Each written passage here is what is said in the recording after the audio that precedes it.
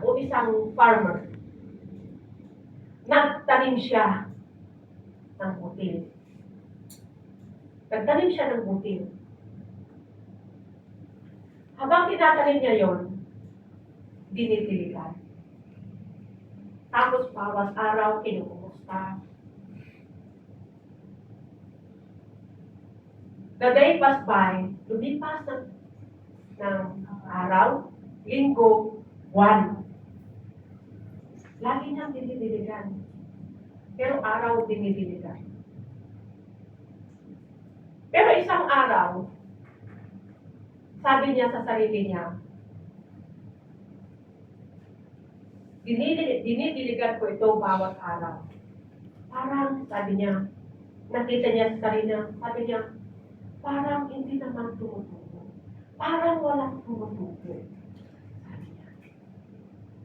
Ganun pa man, lumipas ang buwan, araw, taon. Hindi pa rin tumubo. Wala pa rin tumubo. Sabi niya sa sarili, did I something wrong? May mali ba akong nagawa? Wala pang tumutubo. Wala pang tumutubo. Meron ba akong nagawa? Or, sabi niya, ang butil ba na aking inihasik ay hindi maganda? O kaya sira? Sabi niya sa kanyang sarili. So yun ang kanyang sinabi sa kanyang sarili. Ganun pa man, lumipas ang taon, patuloy pa rin niya pinipiligan. Isang araw, lumabas siya. Nakita niya na yung kanyang dinidiligan na umuusbo na. Umuusbo na siya. So, sabi niya sa kanyang sarili, ay, sabi niya, nag-uumpisa ng umusbo yung aking panalangin. Sometimes, ang panalangin, ganun din mga kapatid. Sometimes, we pray so hard, but God does not answer. Hindi niya sinasagot. Kahit ano pang panalangin yan, pray hard ka, pero parang hindi pinapakinggan nito. Kahit iyak ka ng iyak, kahit paglupasay ka pa. Nasa sa akala mo kung that time, sasagutin ni Lord ang panalangin. Pero it seems, he did not answer. So,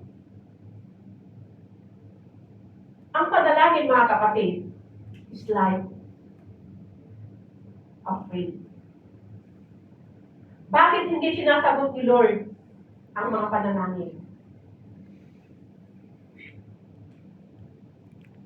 Bakit po? Sapagkat God wants us to build our faith. Yung pananampalataya muna natin, yung faith natin na sa ating panalangin, dapat dinidiligan yan. Yung ating pananampalataya, dinidiligan ng panalangin. Our faith, parang ito yung faith po natin is like a seed in a year. Amen? Sapagkat ang pananampalataya mga kapatid is building our trusting in God. So kahit sa akala natin ay hindi tayo pinapakinggan ni Lord, we keep watering it through our prayer. So patuloy pa rin tayong manalangin na kahit sa akala natin ay parang hindi sinasagot ni Lord. Hello? Amen. Amen. Sapagkat tingnan nyo ang seed na yon. Di ba itinanim ng bukid na yan? Pero without our side, nag-miracle. gumagawa ng miracle ang Diyos sa ating panalangin? Amen. Diba, siya ay tumutubo, gumagawa siya ng miracle. Amen? Ang Amen. Diyos, na sa akala natin ay hindi gumagawa, ang Diyos ay gumagawa. Nung nakita niyang, may tumubo na, nagiging ito yung strongest tree sa kanyang sakahan, sa kanyang lupa. Katulad ng testimony kanina, ilang years, ang tagal nila bago sila lumago. Parang ganun. Eme po? Amen. Parang ganun. Ang tagal, ilang taon. Para ang hirap-hirap natin, nasa mahirap tayong sitwasyon, nananalangin ka na ikaw ay maging maginhawa. Pero, mahirap ka pa rin. Ilang taon kang nagsasacrifice. Pero mahirap ka pa rin. Nananalangin ka sa Panginoon na ikaw ay guminhawa. Pero mahirap ka pa rin. So, anong sabi mo? Nagtaka ka sa sarili mo. Lord, may mali ba? Bakit mahirap pa ako? Grabe na yung sakripisyo ko. Grabe na yung prayer ko. Pero mahirap pa rin. Parang wala yung mga sakripisyo ko. Parang wala yung mga sakripisyo ko, yung paghihirap ko. Hindi, parang wala. Amen. Ganun pa rin yung buhay. Mahirap pa rin. Pero one day, nagtaka ka, sinagot ni Lord yung mga pinanangin na yun. Umusbong yung mga faith na yun, yung prayer na yun, umusbong. At nakita mo yung resulta. Naging marami na yun na halos maglupaasay ka na, hindi ko nawalan ng kamuluhan. God answered your prayer. Umusbong yung buhay mo, naging maginhawa ka. Katulad no testimony. Nakita natin that God is Word. Without our sight, God is Word. Amen. Through our faith.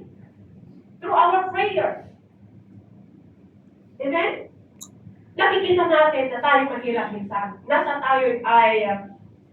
mahirap na sitwasyon, as long we do not give up, we receive our prayer.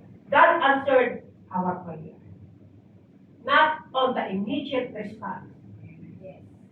Because God does not want the immediate response. Because God wants us to building our character, our trust, and faith.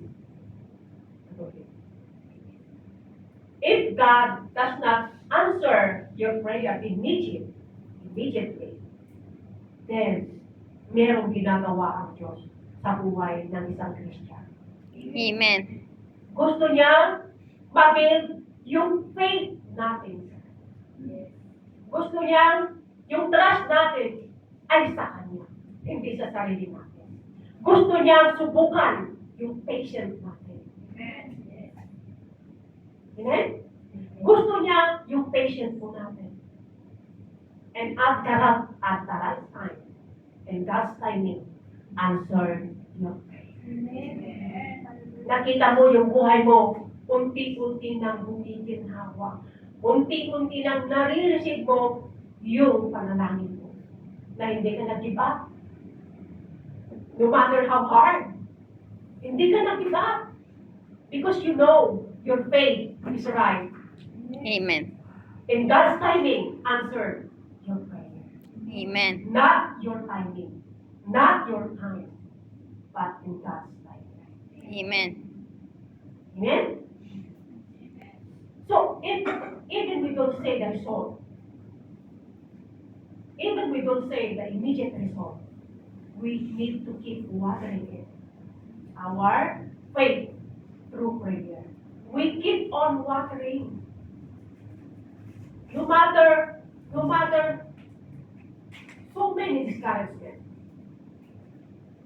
Amen? Amen. No matter how hard, no matter kahit maraming tao ang nag-discourage, go on. Keep on watering your faith. Keep on trusting. Don't stop. Amen. Amen?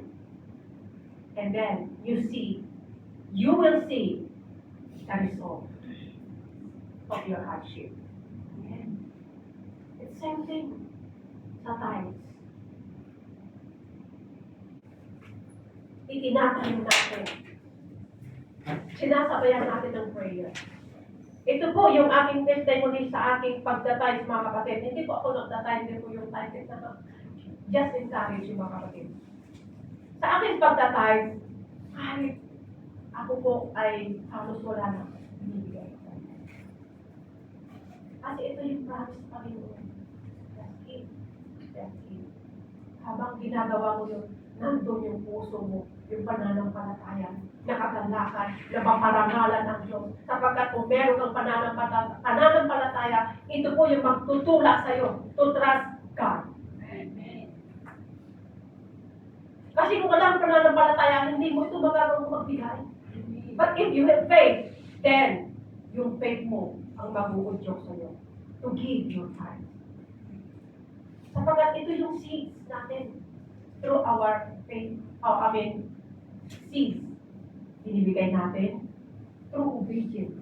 Ibigay natin yung ating time. And God knows everything. Akala niyo hindi? Ang Diyos, katulad ng butil, itinanim natin. Pero doon, nakatanim siya, hindi natin alam ang nangyayari doon sa loob ng lupa na may ginagawa. Ang Diyos, Amen. yun na yun, nag-umpisa ng butil. Di ba? Nagbutil. Yung butil na yun, sa una, nabiyak. That's the power of God. Nabiyak yung binhi na yun. Ano yung nabiyak? Lumabas ang pagpapala. Amen. Amen? Amen. Lumabas ang pagpapala, umusbong yung pagpapala hanggang naging matagumpay. Strong faith. Strong blessing that comes from the Lord. Yung strongest tree na yun is yung mga blessing na yan. Nabumusbong na. Amen. Tignan mo, isang pagpapala, isang faith lang. Ginawa mo yun. Pero ang pagpapala naging malago sa iyong pamilya. Amen? Amen po. So, Amen. wag po tayong maging, wag po tayong mag-give up. Amen po. Katulad ito ng isang farmer who planted the seed in the ground and water every day. But nothing came out.